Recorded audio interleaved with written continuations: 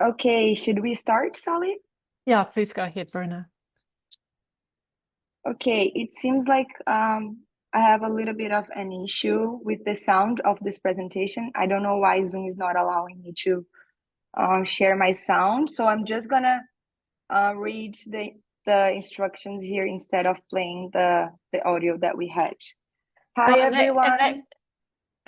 Sorry, And Bruna. then Jethany can repeat what I say in French. But is that maybe, Bruna, sorry, just to start, maybe in that case, I should share my screen now. That would be easier. okay? That works. Okay. Yeah, so you come out and I will start.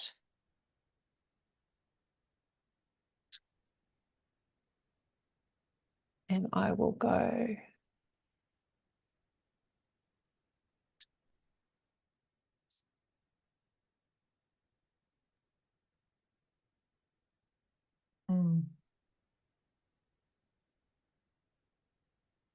What I don't see now is You can go to the next slide. But I'm just saying what I don't see now is the chat. Okay. Hi, everyone. Welcome to the meeting. We are going to have interpretation in French for this meeting. Please click on interpretation in the Zoom toolbar and click on the language that you'd like to hear. I'll also ask the English-speaking participants to do the same. You can choose English, and the French-speaking participants can choose French. My colleague, Jethany, is going to explain to you, to the ones that cannot understand English. So over to you, Jeff.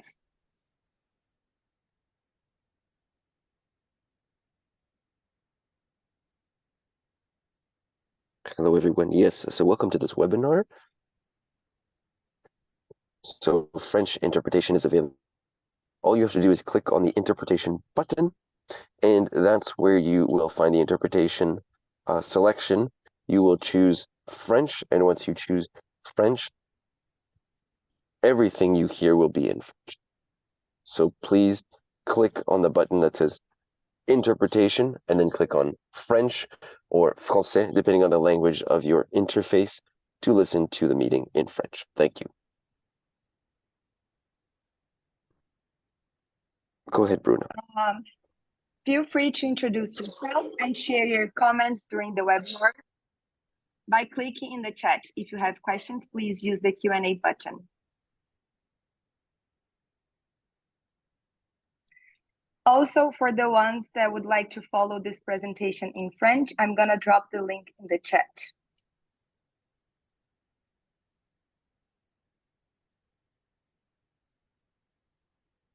Thank you. Over to you, Sally.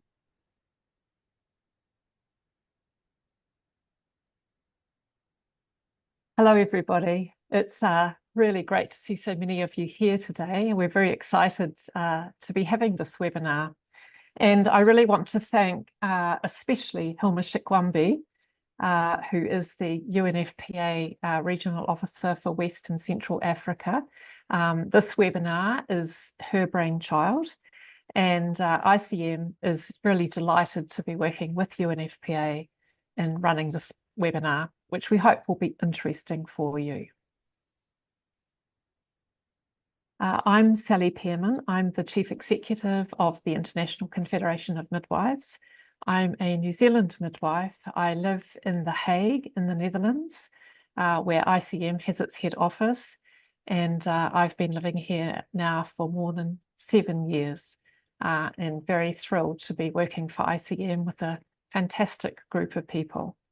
I hand over to my co-facilitator to introduce herself, Carolyn.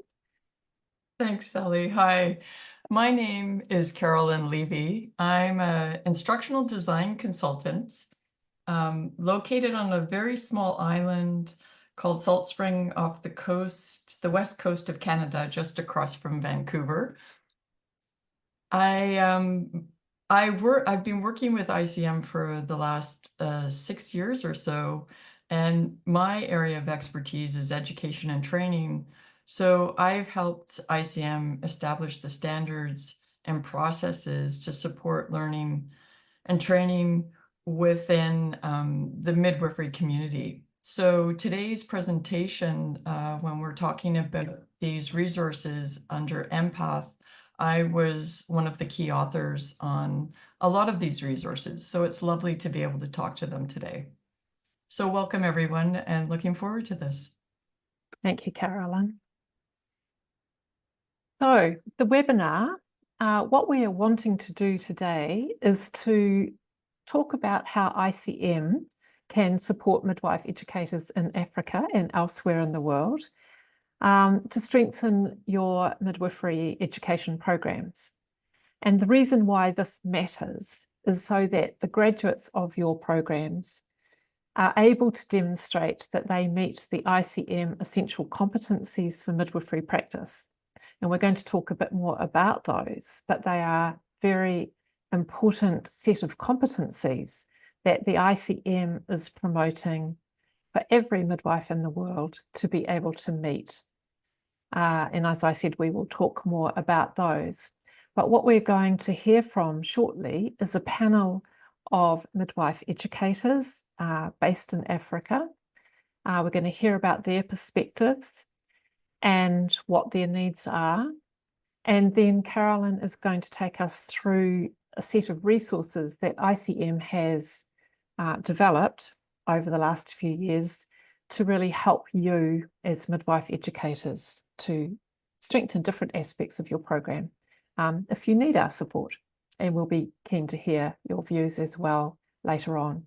There will be an opportunity for you to ask questions in the chat, and we will do our best to answer any of your questions. So let us move to the panel. I'm going to ask each of the panelists to introduce themselves just very briefly, just with a sentence, and then we'll get going. So let's start with Beatrice. Please go ahead and introduce yourself.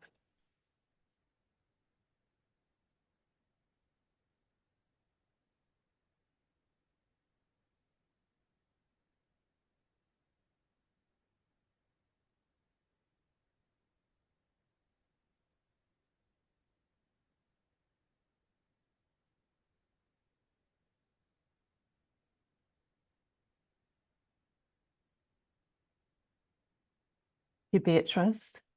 Babacar.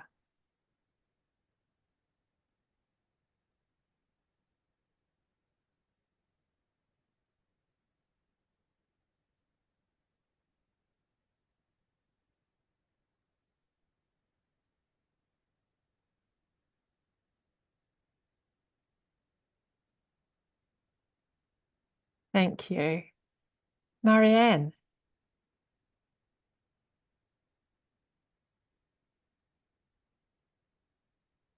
Yes, hello everyone. My name is Marianne Biguet-Sarr. I am a training midwife specialist in newborn health and reproduction, and also the Director of Academic Training at the National School of Health and Social Development in Dakar, Senegal. So thank you very much, and I'm very happy to share this moment with you all. Thank you, Marianne. And Florence.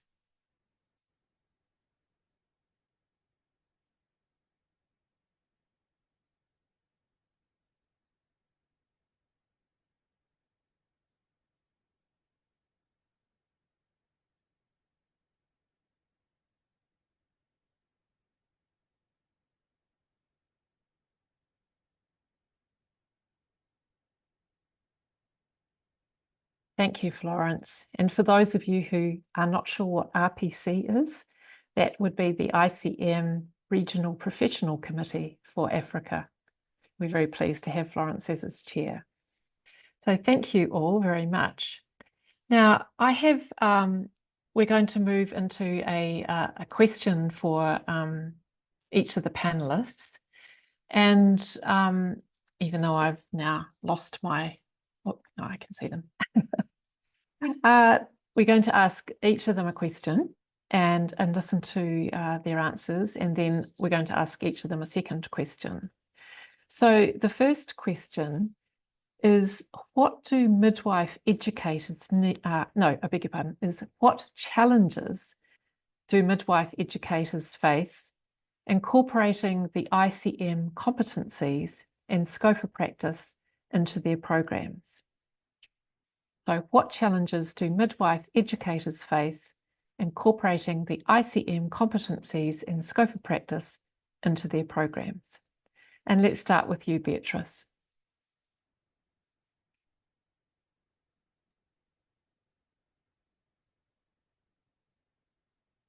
Okay, thank you so much again, Sally. So before responding to the question regarding the challenges, maybe I can just give a simple overview of midwifery education in Tanzania, particularly. We have about 99 health training institutions which offer pre-service midwifery education. And this is offered in an integrated mode. So it is a nursing and midwifery 3 years program. But we also have a bachelor's program in midwifery, which is a standalone program of 4 years. And we also have Masters of Science in Midwifery and Women's Health as a 2 years program. And in all these, we have educators face challenges in implementing and ensuring that they incorporate the ICM standards, but as well ensuring that they produce graduates who are of good quality and competent. So the first biggest challenge is the issue of lack of formal preparation in teaching, and particularly the issues of curriculum development, but also student evaluation. So this is a big challenge, as given the fact that the standards and the competencies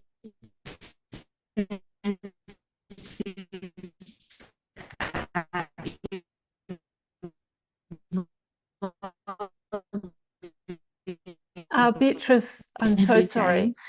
And enough updates timely, and since they're not well prepared on how to, yes. I'm sorry, Beatrice. Yes, I don't know if this was happening for everybody else, but I think we were having some internet issues, and maybe it might be better for you to turn off your camera. Just okay, thank you. Yeah. Okay. Please go ahead and see if that helps. Thank you so much. Yeah. So I was talking about the issue of lack of formal preparation in teaching, but also issues of curriculum development, and also the ability to assess students properly.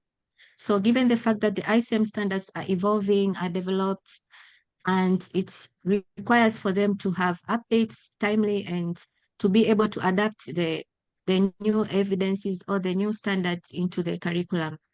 And since they don't have experience or capacity to do curriculum development, it makes it very challenging, especially in a resource-limited setting. But also midwifery educators, sometimes they have limited opportunities for professional development, and for them now to get an avenue to receive updates on clinical practice guidelines or newly generated evidence. So sometimes you find in the clinical area, maybe there are already new guidelines which are implemented, but those who are in the education setting, they don't have those updates due to limited opportunities.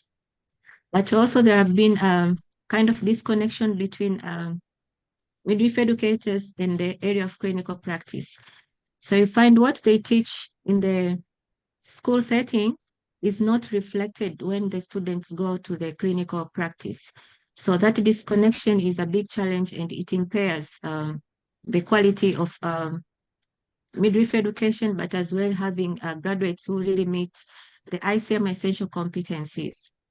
Another challenge is the issue of resource limitations.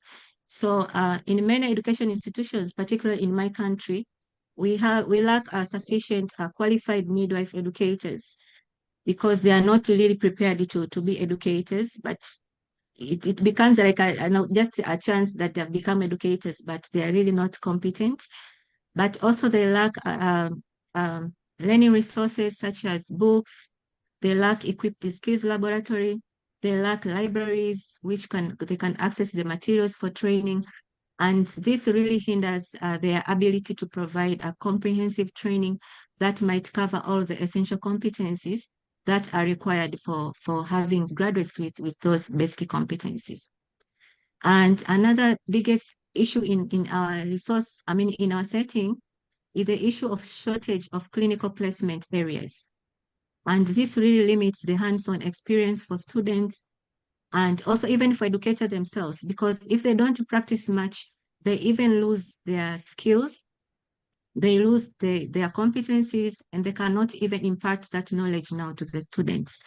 You find a teaching hospital maybe is having students from 4 or 5 training institutions. So having many students in one setting really impairs the ability for them to really learn, to really be able to practice and to showcase the hands-on skills and competence that they need to have. And also in some areas, the issue is regarding regulations and the policies. You find the regulatory and the policy frameworks really don't fully support the implementation of ISEM standards, and this makes it very difficult for educators to align their programs with these competencies. But also we have, I think it's an outcry for everywhere that the issue of shortage. So we also have critical shortage of qualified midwifery educators who are also experienced practitioners. So you may find someone maybe stays much in the school, and due to shortage, they don't get enough time to even visit the clinical setting and be able to practice. And this shortage really leads to educators from other disciplines to step in to teach midwifery. And this can really result in a gap in conveying the unique scope of midwifery practice as it is stated in our guidelines and standards. But if there were enough midwifery educators who are really equipped and they really know these essential competencies, then we wouldn't need to have other disciplines to step in and teach midwifery. And that would ensure now the students are really receiving the unique scope of midwifery practice. Thank you so much. Beatrice, thank you so much. You've raised some really important challenges there. I wouldn't be at all surprised if we hear of some of these again. But let's move to Babacar.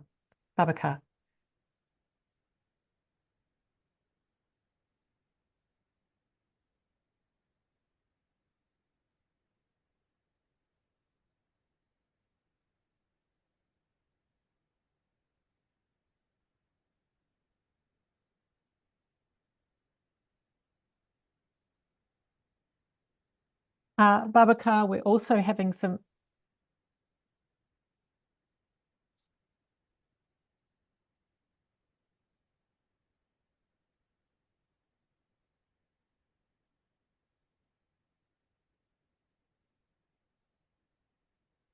Yes, you're audible. We lost you briefly, so I'm not sure. Maybe.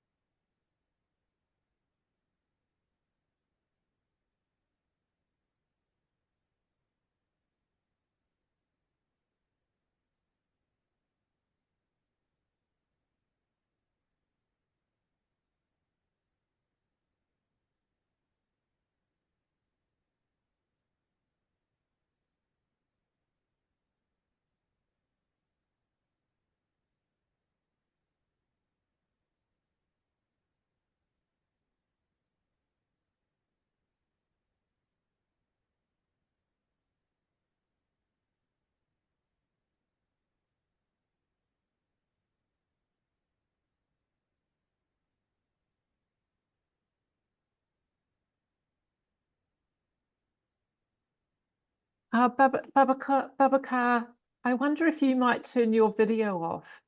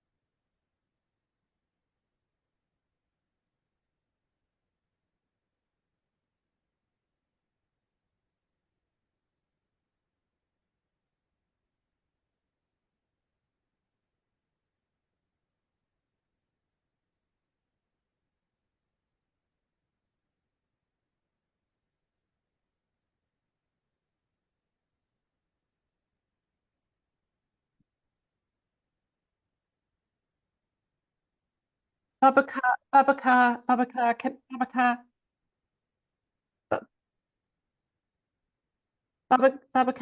sorry to interrupt you. I wonder if you could turn your video off because we're losing you every now and then. Thank you. Yeah, audible now. Please go ahead.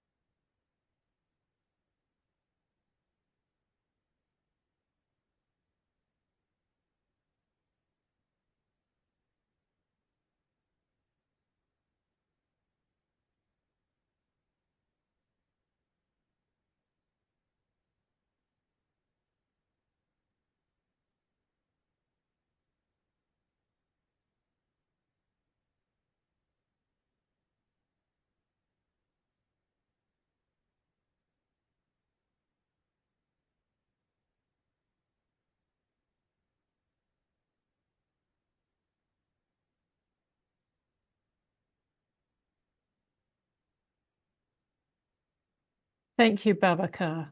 Thank you very much. I think we're running slightly behind, slightly ahead of what we should be.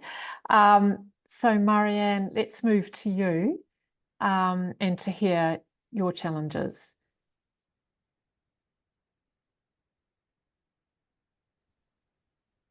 Okay, thank you very much. I think that in order to integrate the essential competencies, it is necessary to uphold standards of training. And currently, especially in Senegal, for example, I'll take one example. There's a plethora of training institutions, private schools, which are, I would say we have about 50 of them, but they're also public training institutions in the region of Dakar, as well as in other regions of Senegal. But there are many issues, right? A selection problem, the selection of students. Certain students are selected by competition, by an entrance test, but others just get a background check. Also, there's a generalization of approaches via competencies that is not always consistent across the board. Sometimes it is a goal-based approach. The monetization of the curriculum in Senegal is also a problem. We have implemented a harmonized curriculum for the West African organization, but there is a harmonization issue with the content. That is to say, each school has its own content, which really is creating problems because beyond that, certain schools do not have the required material in order to actually do the practical work. And up until now, we have also lacked the subsidies that would allow us to really simulate field operations for our students. Additionally, standards of programs and of training, again, do not really match up across the board and with reality. A lot of sites and training sites are not accredited, and there is a harmonization, an overall harmonization issue with the system. We lack a concert framework for our trainers, a concerted framework which would allow us to address certain issues related to training. Also, the lack of harmonization in terms of mentorship. Certain organizations are under the auspices of the Ministry of Health, others Higher Education Ministry, others Health Training Ministry. So this is again creating problems in Senegal. Of course, funding is an issue for training, for research also. And I would say access to higher education. Many midwives have a master's degree, but have trouble finding a doctorate for a specific program that is related to midwifery. And lack of access to documentation in order to be able to have a even digital resources, right, that could inform students a great deal better.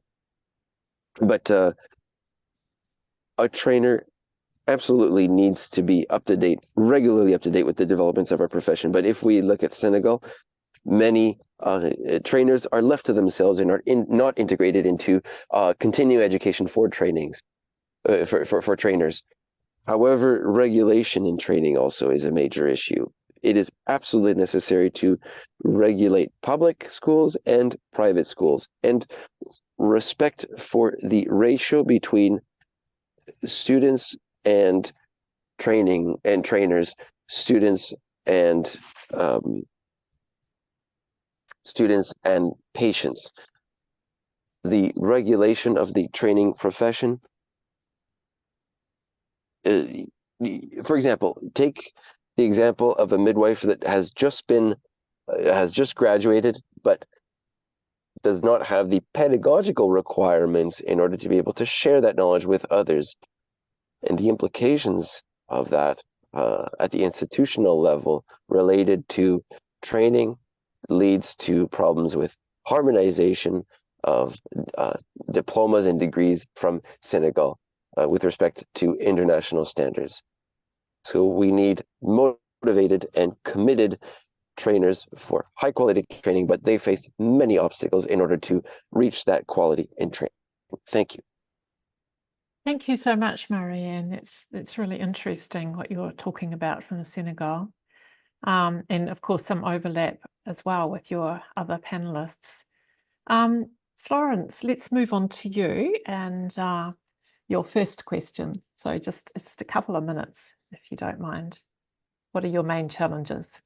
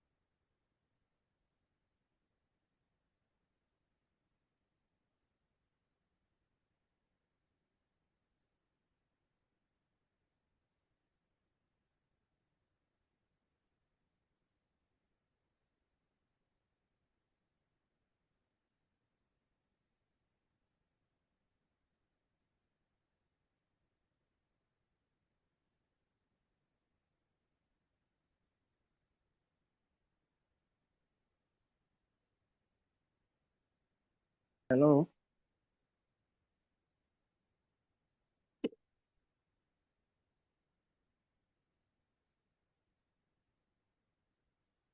Yes, Florence, you're fine. Do carry on, please.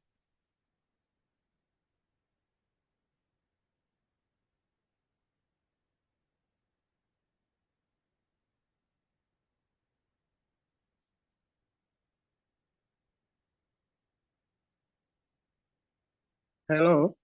Babakor, we're just listening Yeah. to Florence at the moment. Okay. Are you Yeah. okay? Yeah, thanks.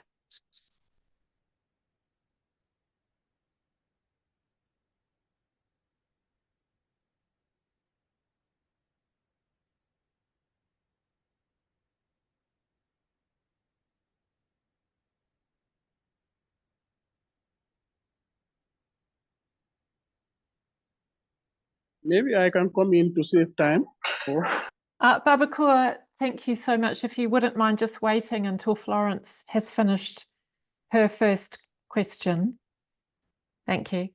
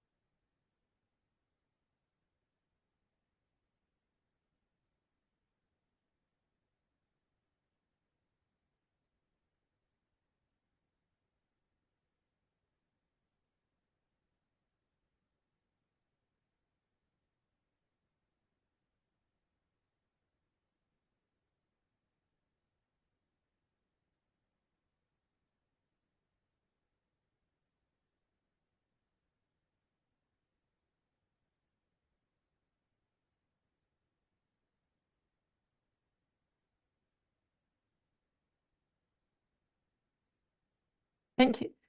Thank you, Florence. Thank you, everybody. We are running a bit over time. So I'm just going to ask you now with the second question, if you would just give a very short answer to us. And I'd like each of you to tell us one by one, what do you need as midwife educators from ICM to help meet the challenges that you have outlined? So I'm going to begin again with Beatrice. Just a quick answer from you, Beatrice, on what do you need from ICM? Yeah, thank you so much, Sally.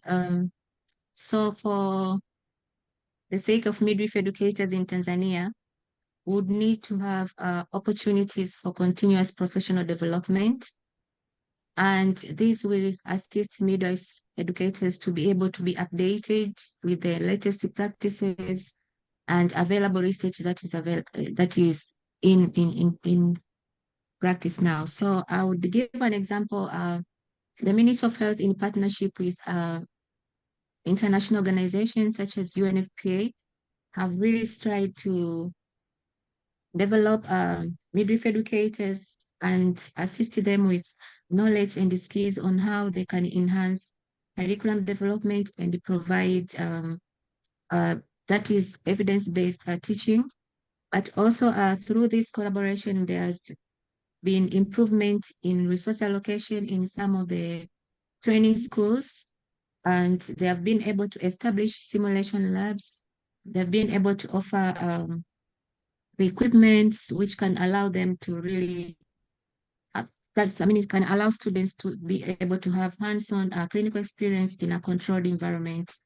And also the midwife educators have got an opportunity to be trained on how to do this simulation kind of training, because if you have a simulation lab and the educator is not competent on how to teach this simulation, on how to do maybe debriefing, on how to do on how to teach students maybe using those equipment, so it might not make sense. But at least the ministry in collaboration with the partners has really done this, and I would say this has been one of the best practice in ensuring that the midwife educators have improved the competencies for them to be able to train.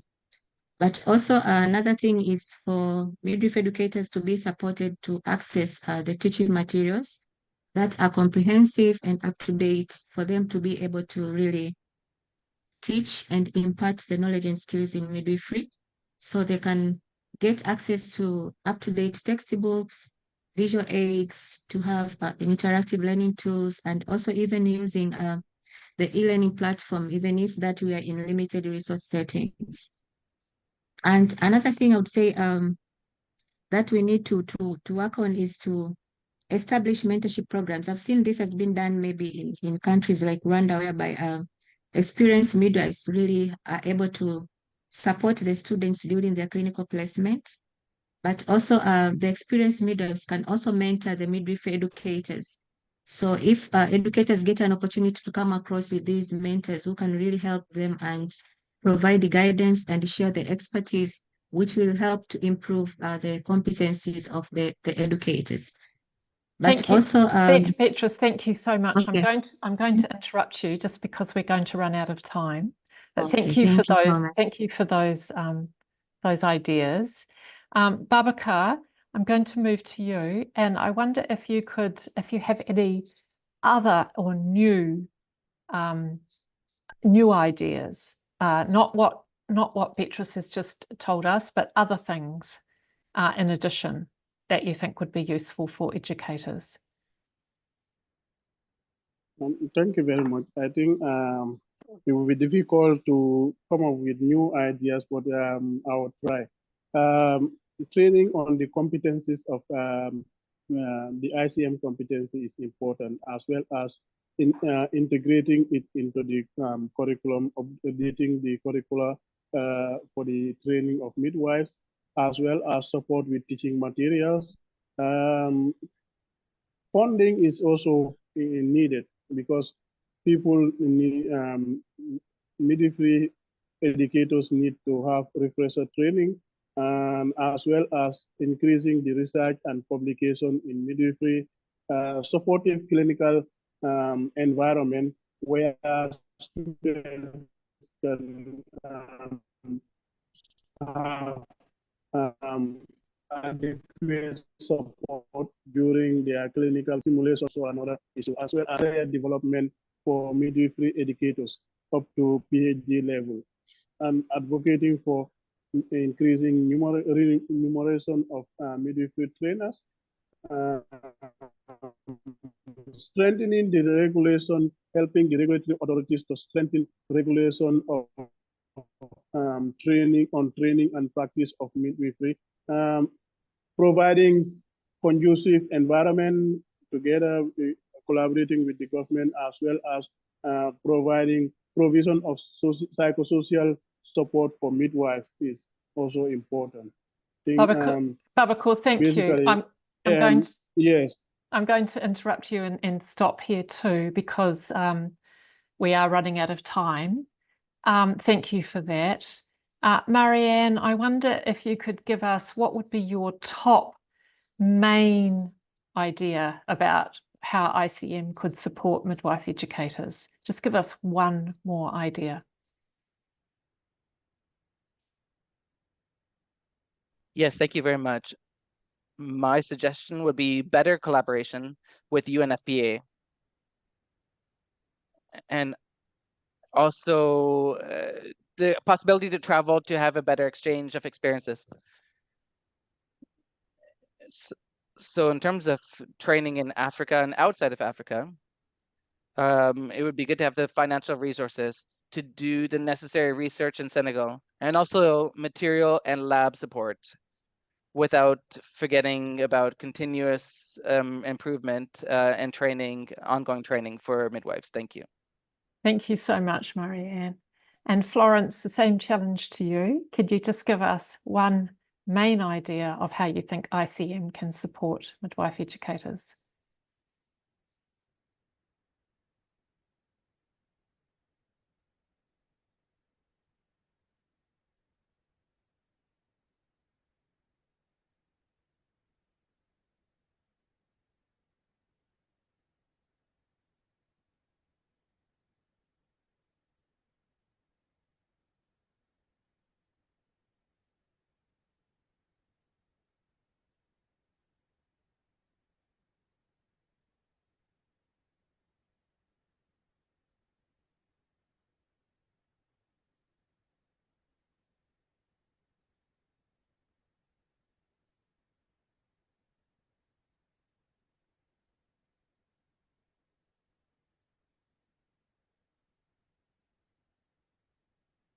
Thank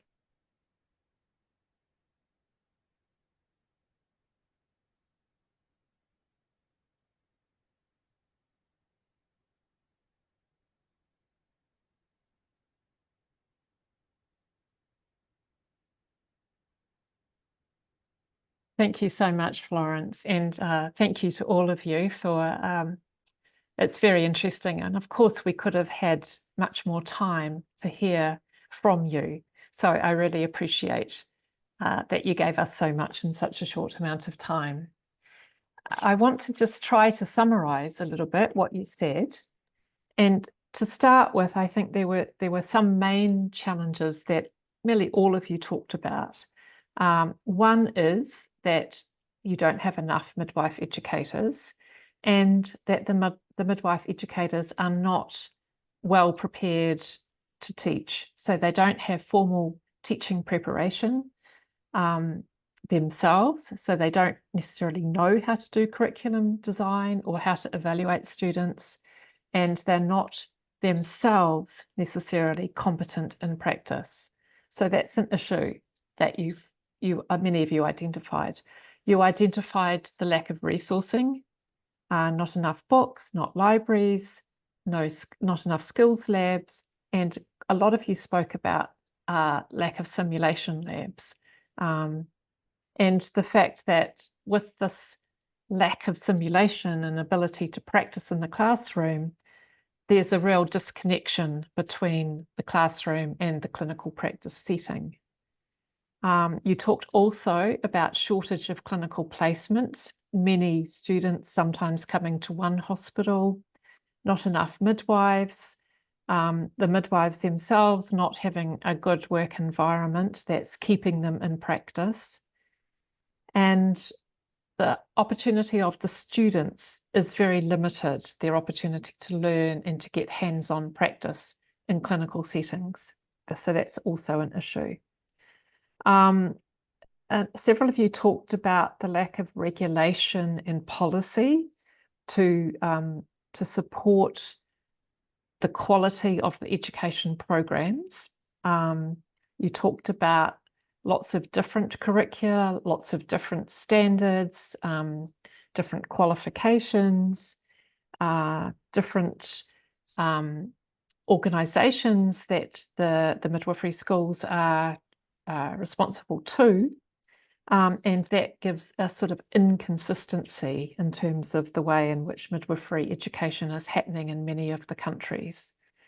You talked also about the curricula not being updated enough and not necessarily including the ICM competencies and not having them integrated.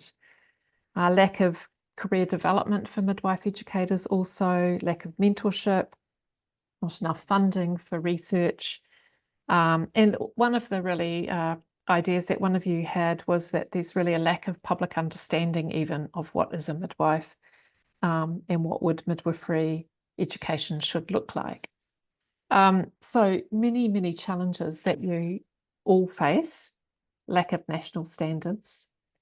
In terms of your solutions or what you would need, you talked about continuing professional development for educators, the importance of the training for educators, the need for simulation labs and for teachers to know how to work with those laboratories,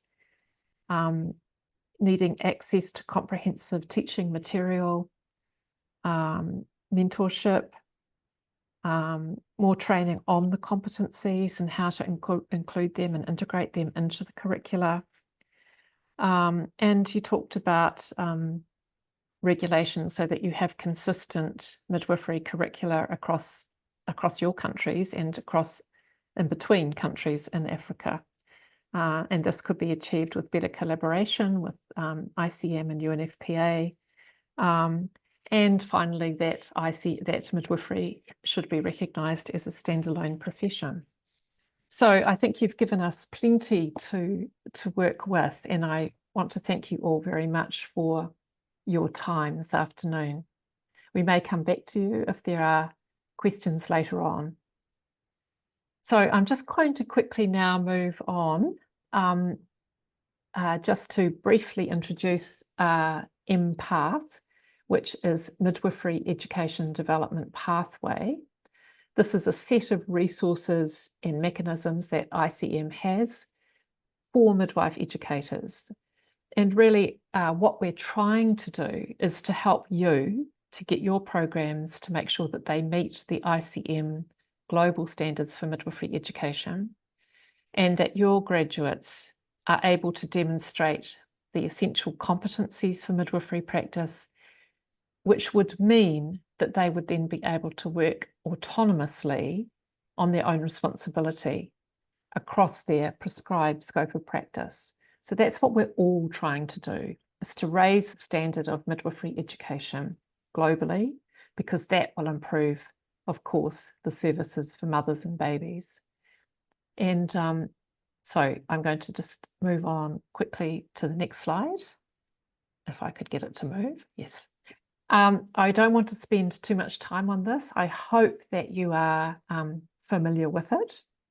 If not, please do look at the ICM website and read up about the midwifery professional framework. What ICM has done is looked at what are the 10 essential elements that we think need to be in place for a strong midwifery profession in any country. And these 10 elements are all interconnected. So all of them need to be strong and supporting each other. They don't stand alone.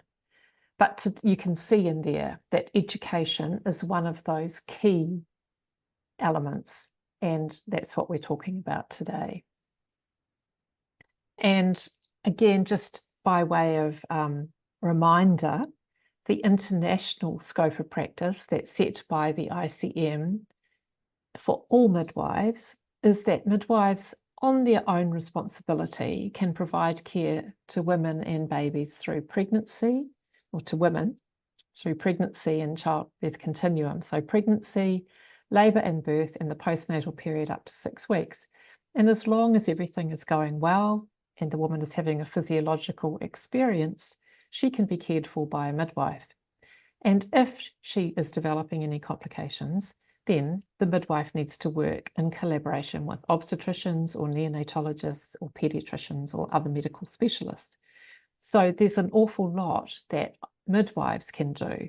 And if midwives were fully utilised in their countries, they would be able to provide all of this care for women and work with specialists when needed.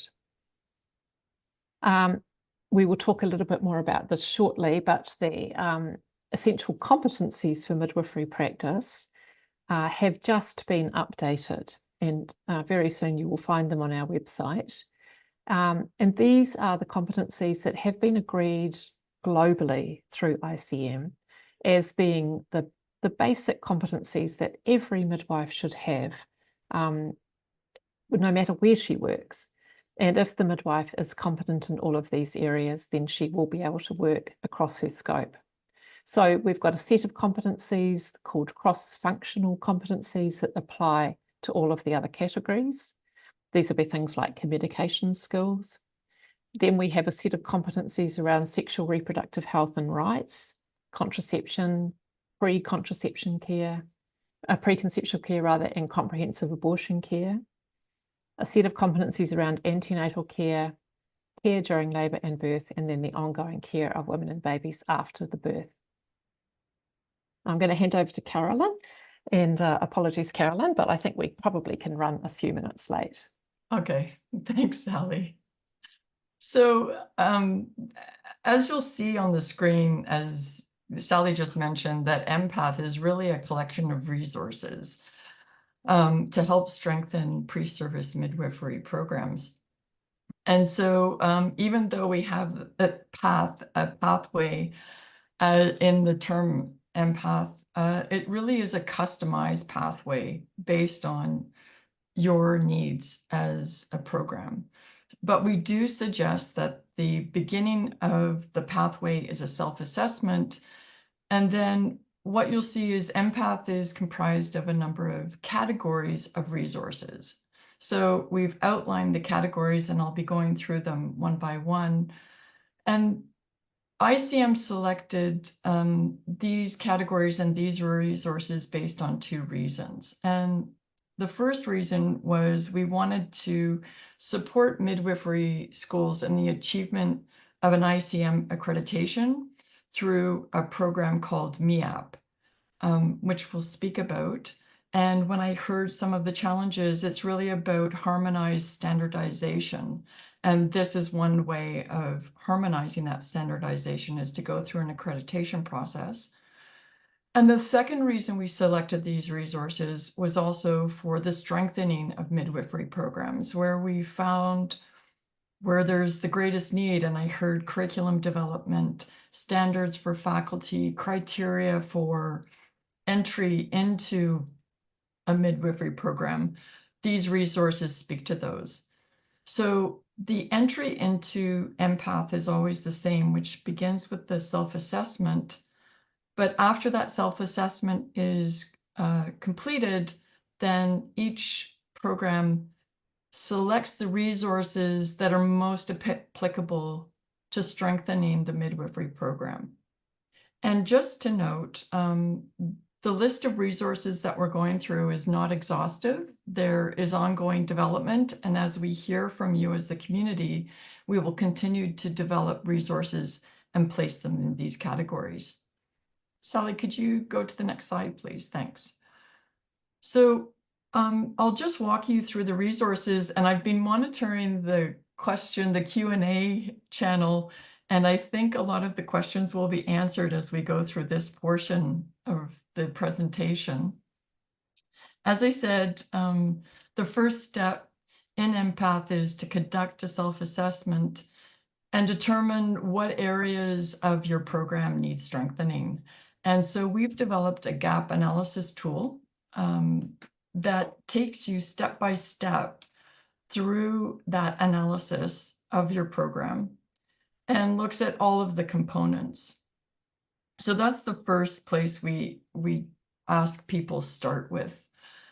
The MPath resources are really based on two crucial categories, and what you'll see is a category called standards and core documents. These are all of the foundational documents and standards that ICM has produced that guide midwifery practice and pre-service education programs. So as I go through a description, you'll note that some of the standards are also core documents, and we just wanted to categorize them in a way that's most useful for you. Sally just went over the essential competencies for midwifery practice.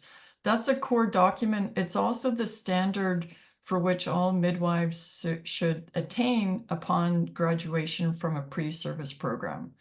So if you can meet those ICM essential competencies within your curriculum, you're doing a very good effort in graduating a well-trained midwife for entry to practice. Those, we also have the global standards for midwifery education. And that document outlines the necessary components of a midwifery pre-service program. And it's to graduate, it outlines the key elements needed to graduate midwives who meet the ICM definition of a midwife and scope of practice of the midwife, and to achieve the essential competencies. So it's addressing those core documents on the definition, scope of practice, philosophy, and model of care. And we also look at the professional framework. Carolyn, Sorry. should I just interrupt you to say that a core document is one that has been approved by the ICM Council. So every Midwife Association member of ICM has agreed when something is a core document. Mm-hmm. Yeah, thanks. Yes, thanks. So in terms of the global standards for midwifery education, we also have companion guidelines, which provide additional information for you and examples of the kind of evidence we're looking for in midwifery programs to achieve those standards. So that guidance document really gives you examples and allows you to look at your program to see whether you meet the standards or not. We also have the ICM Global Standards for Faculty Development. This is something that ICM initiated. We had a meeting in Utstein, Norway this past June, and we've initiated that development, and we hope to publish these standards for faculty development by June of 2025. So stay tuned for that. And that will publish what we believe are the main elements of a good faculty development program. And there will be a guidance document that goes along with that also. The next category, once you look at the standards and core documents, the next category, and we've heard this in terms of the needs of people, is around curriculum and competencies. I've done curriculum development with hundreds of faculty around the world. The needs are very, very similar for everybody. We have two key documents called the Direct Entry Midwifery Program Guide and the Post-Nursing Midwifery Program Guide. These guides outline the key components of a midwifery program, and they offer a step-by-step guide to curriculum development process and those specific components that create a really good quality midwifery curriculum. For example, they outline how to create a mission, vision, and program philosophy statement. They outline sample program aims and program outcomes. They go over graduate attributes, admission requirements, and learning and teaching strategies, and also assessment methods that are best utilized for a midwifery program. So we suggest those as the starting point to look at your program and does it contain all of the necessary elements for a good program. The other resources we have are the UNFPA sample curricula, which were developed in conjunction with the program guides. There's alignment between the two. And a shout out to UNFPA for helping develop these. They took the lead on this. And these sample curricula provide faculty with examples of how a pre-service midwifery program can be structured. They are aligned with the essential competencies, the ICM essential competencies, and they're aligned with the ICM definition and scope of practice of a midwife and all the core documents. So they provide you with a means to check and cross-reference your program against the sample curriculum. And the intent is to use them and adapt them to your context. Please note that they haven't been published yet. They're undergoing final revisions, and they will be made available on the ICM website as soon as they come published by UNFPA. The next category is anything to do with competencies. And I realize that this is very complex a lot of times for people to understand what a competency is. So ICM has created a number of resources for you. The first one is the ICM curriculum mapping tool. And this is a tool that helps you determine where your midwifery curriculum meets or integrates the ICM essential competencies in the program and where there are gaps. So it's an Excel sheet. We've put all the competencies in that Excel sheet, and you enter your learning outcomes and you map across your learning outcomes to see where you address the competencies. The next resource, which is still to be completed, is called Using Competencies in Midwifery Curriculum. And this resource includes defining key terminologies. For example, what is competence and what is a competency? It gives you ideas on how to integrate the ICM essential competencies into your curriculum, how to design learning activities, and how to assess for a competency-based curriculum. And I heard that as a need. Assessment is always a big need in terms of evaluating those competencies. That will become available very soon on the website. And finally, there's an assessment guide that really provides an overview on competency-based assessment and information on how to assess the ICM competencies, gives examples of the most common competency-based assessments used in a midwifery program, and a list of resources. And I heard from our panelists that this is really needed by a lot of faculty on how to develop good quality assessment for midwifery in both the theory and clinical practice. So that's a good guide for faculty to help them achieve good quality assessment. Next slide, please, Sally. Oops, back one. Jumped one, sorry. Thank you, that's great. So you'll notice that there's some overlap in the categories on this slide. The assessments,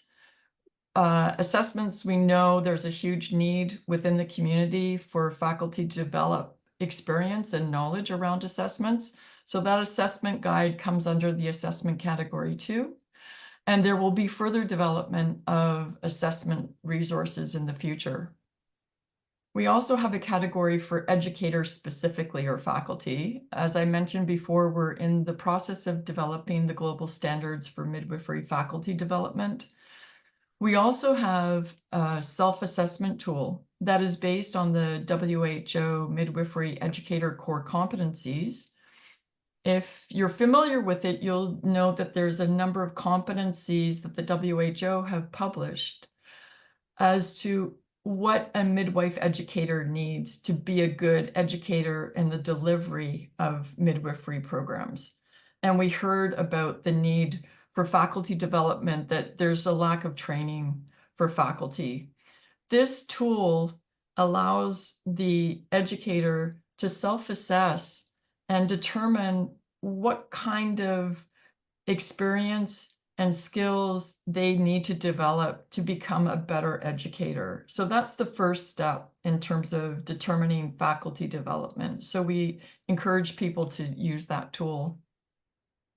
Under practice, we have a guidance document that is aligned with our global standards that gives you information on what the practical and clinical experience component of a midwifery program looks like, and what are those elements.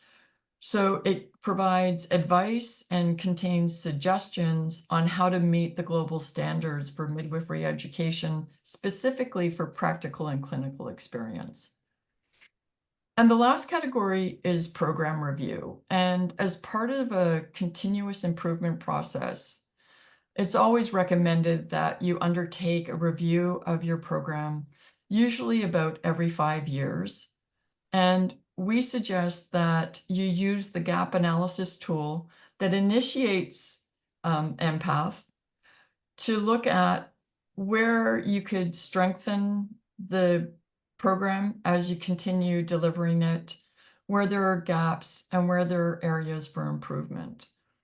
And that gap analysis tool can be utilized both at the beginning, where you're looking at creating something or revising something, and for your program review as you go on. Next slide, please, Sally. So the resources I've just gone through, many of them I've been watching the question area. Many of those resources will provide you with some answers to your questions. These are all available on the ICM website, and we've just taken a screenshot, and the QR code will take you to that location on the website. For now, this website is going through revisions, and to locate the MPath resources, please go to the category tab and then select education. And you can also select resource or an education. Under the education resource link, you'll find all of the resources that I've just spoken to today. In future, you will be able to search for MPath resources as a search term.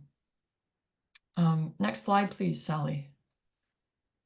So I've noticed in the question link also that people were asking, how do we share? And ICM has created some resources, but beyond that, this really is about a networking and sharing opportunity to include various people and organizations to help inform your program and also support your program. So we encourage this networking and sharing through your midwives associations, your regulators. They oftentimes will give you very good information about the performance of midwives within practice, and also will provide you input on areas that they see need to be strengthened. We also encourage regional collaborations, especially through communities of practice. ICM has established some communities that I've been involved in, and they've been highly effective in terms of sharing knowledge and resources, helping with that professional development, to establish mentorship and widen the scope between educators across regions. I'll let Sally speak to the ICM networking and sharing pathways specifically. Thanks, Carolyn. And I've also noted that quite a number of you have asked this question in the Q&A area on the Zoom call. So ICM has quite a few mechanisms where we can help connect midwife educators with other midwife educators in your own country or in other countries. And some of you seem to already be aware of our twinning program. And we are in the process of developing resources that we will also, again, have on the website. So twinning is really a partnership relationship between one organisation and another, let's say one midwifery school and another, where you can identify with each other what you want to achieve, what you're trying to work on. And it's about supporting each other, sharing knowledge that you already have with each other, and both contributing to actually strengthening both midwifery schools, as the example. We also have regional professional committees, and I can see some questions in the chat also about this. And as Florence has already introduced herself as the chair for the Africa region professional committee. So ICM has established 6 regional professional committees, one for each of the ICM regions. And these are made up of 2 midwife educators, 2 researchers, 2 practicing midwives, 2 regulators, and an emerging leader. And the role of these professional committees is to help to build networks across the region. So we want the midwife educators to be connecting with all of the midwife educators across Africa. And we want to help you to connect with each other. We also want to connect you as the educators or the schools of midwifery with the midwifery associations in your country, because you should have a close relationship with them. We want to connect you with the regulators, because as many of you have noted in your comments, regulation is incredibly important in relation to having good quality midwifery education.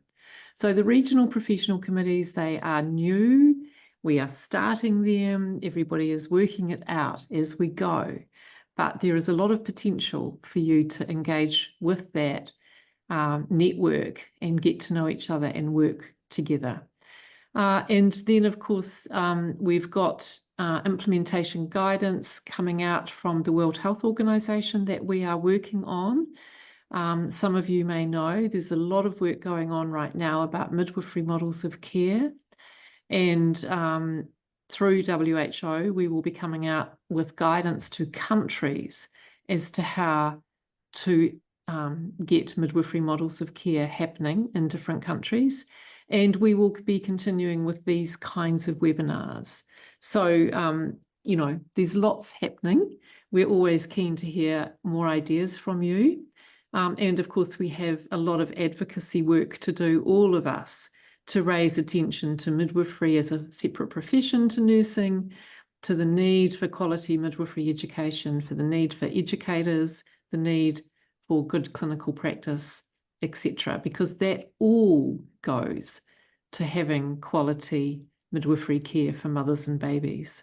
And lastly, the MIAP, or ICM's Midwifery Education Accreditation Program.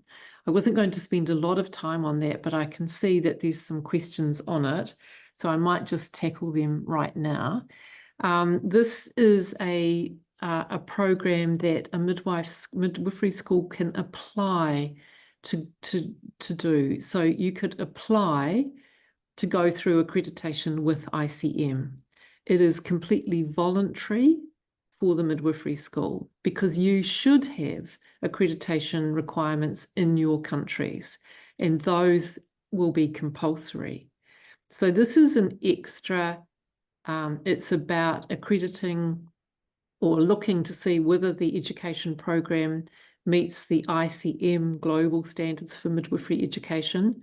So we're focusing on those global standards, not on your national standards if you have them. And it's just an additional opportunity for schools to really look at themselves and to see their strengths and how they match up. But as I say, it's totally voluntary, and it's really much more important that you strengthen your programs, that you are accredited in your countries, that there are good, strong accreditation programs in your country. And whatever ICM can do to help to strengthen midwifery accreditation in your various countries, that is more of a priority for us as well. But MIAP is there. It is used by some midwifery schools. We have some schools in Africa who've been accredited through MIAP. It is a fee-for-service process, so it's not something you're going to find on our website. But you can certainly make contact if you're interested. But as I said, it's really better to focus on your own self-assessment through the gap analysis tool, using the resources that we can provide you with and the support we can provide to fill gaps or strengthen where you need. And then for all of us to work on making sure that you've got good standards of accreditation happening in your countries.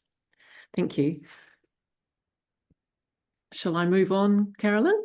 Yes, yeah, thanks. So we're into the question section. There's so many questions. There are, but what we have, there's a number of questions in the Q&A. So if you have questions now, please add them into the Q&A section of the website, not in the chat, into the Q&A. And I can see that a number of those have already been answered. So 17 questions have been answered, 20 of them have been dealt with as well, and are now dismissed, and there's 24 that are open. So I'm going to just really quickly move through, and I will do my best, and then I'm going to ask my colleague Carolyn or other panelists if I need help. Abimbola, I'm so sorry for my pronunciation. I hope that you can see now the potential for working with other midwifery schools through the regional professional committees, and I would encourage you to make contact, because I think the idea of you actually supporting each other and developing mentorship actually with each other is something that you can do, that you can take into your own hands. And ICM does provide quite a lot of resource about mentorship also on the website if you search under mentorship. Getting more educators to improve clinical practice where there is a shortage of educators. And this is such a huge issue, isn't it, for all of us? We very strongly believe that midwife educators should have at least 3 to 5 years practice experience before they become educators, so that they are embedded in the practice and in the competencies. But this is a multifaceted challenge for all of us as to how we encourage more midwives, how we get them deployed, how we then get those that want to be educators to become educators and get access to preparation programs. And then also how we build stronger links with the clinical practice areas. And I think there are things we can do. Some of them are outlined in that clinical practice guide that is on our website that Carolyn has mentioned. For example, placing students with women and getting the students to do follow-throughs or continuity of care experiences with women and their families, so that the student starts to see the experience through the eyes of a woman through the entire process of pregnancy, childbirth, postpartum. Using simulation, it's really important, and it's an amazing opportunity to practice the skills so that when the students get into clinical practice areas, they're able to come in to getting hands-on experience, and they're already confident with what they're doing. They're already technically competent, and they've got the skills, and they make better use then of the clinical practice that they have access to. Sorry, that's not the full answer because there's so many things that we need to do. I'm going to need help. Yeah, Sally, I was just going to say there's a couple of questions that I think I can address. Many people are asking questions about MIAP now as you were talking about it. I would say that contact ICM if you're interested in MIAP as an accreditation process. However, the assessment tool that I spoke about is actually used in the MIAP process also. And we actually, if you do engage in MIAP, the first thing we ask a program to do is use the assessment tool to really assess where you're at, where your program's at. So regardless of whether you want to, if you're interested in MIAP or not, I would encourage you to go to the assessment tool, and that would give you an indication of where you stand in terms of meeting the ICM standards and the competencies. There were other questions about difficulties in trying to achieve the ICM competencies. We know that this is a challenge for many people and that this will take time. Nothing happens quickly and overnight, but any steps that you can take forward to try and meet the ICM standard will definitely have a positive impact on your program. And it will strengthen your program across all components and elements of the program. Again, the assessment tool is really crucial because you're going to have to prioritize where is the need the greatest in your program. Is it in faculty development? Do you need to really emphasize and put resources into strengthening your midwife educators and allowing them to get training for teaching and pedagogy, or is it on the clinical practice side? Is it both? How do you manage your resources? So I can't emphasize enough that assessment tool really helps you to look at your program and understand where you need to make those first steps.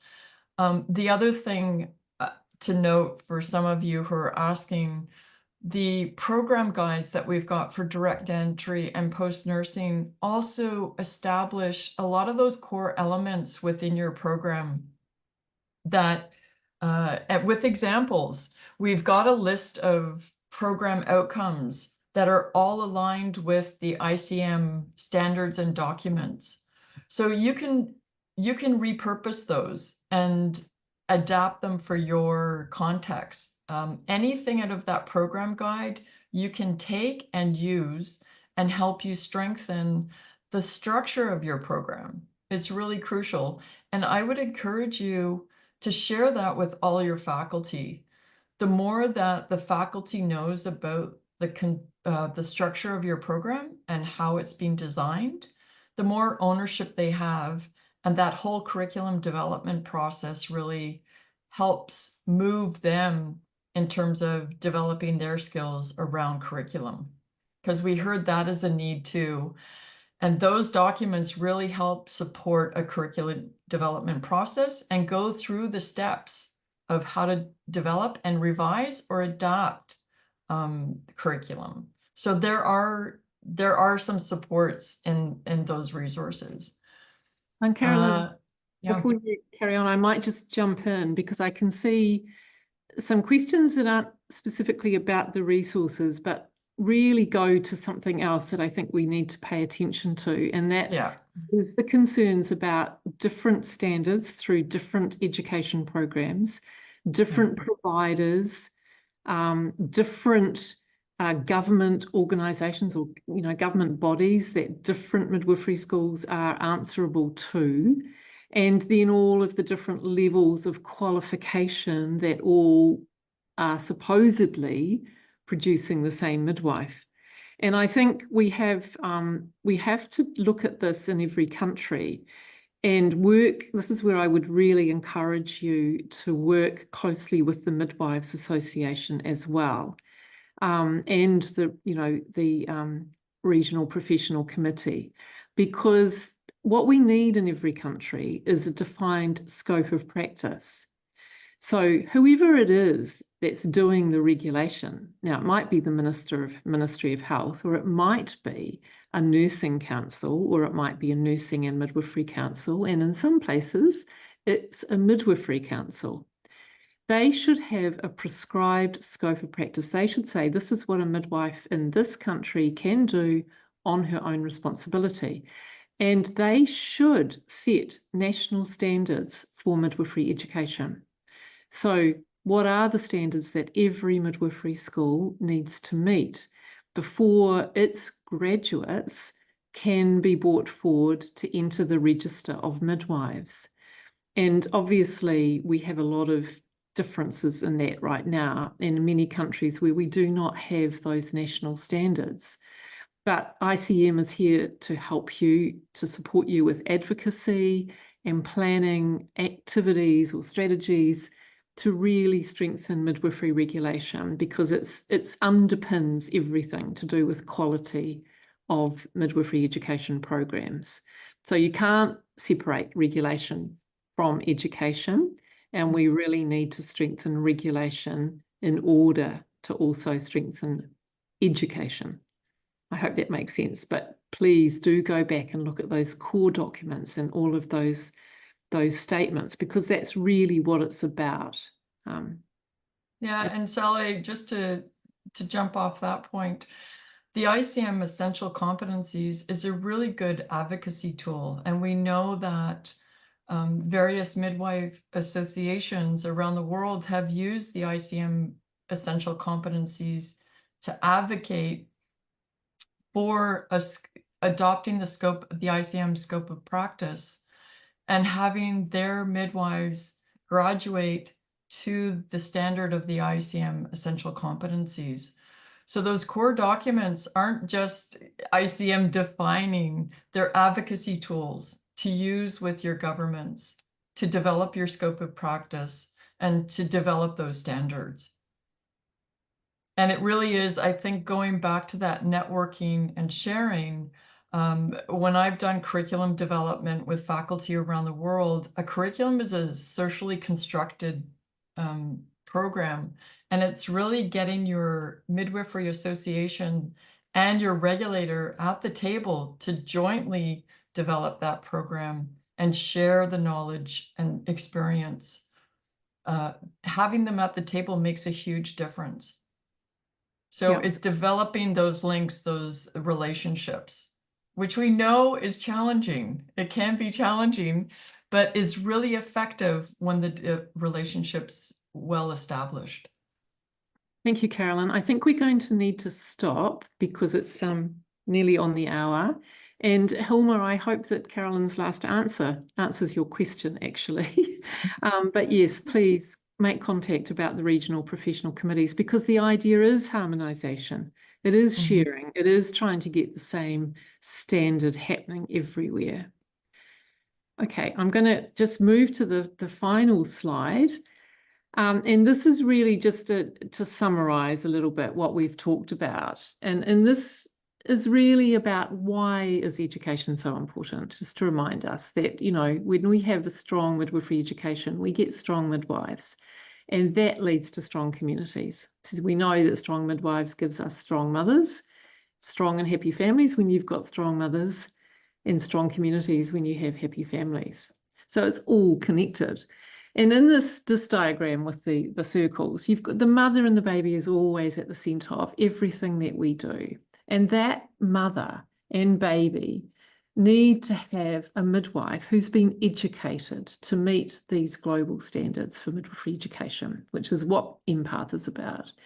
Then those midwives need to be regulated so that they are entering into the register of midwives, that they are there is an organisation or a body, a regulatory body, that is making sure that they continue to be competent and to meet those standards. And they need to be deployed, they need to be working as part of an association. So all midwives should belong to their midwives association in their country. That's your professional voice.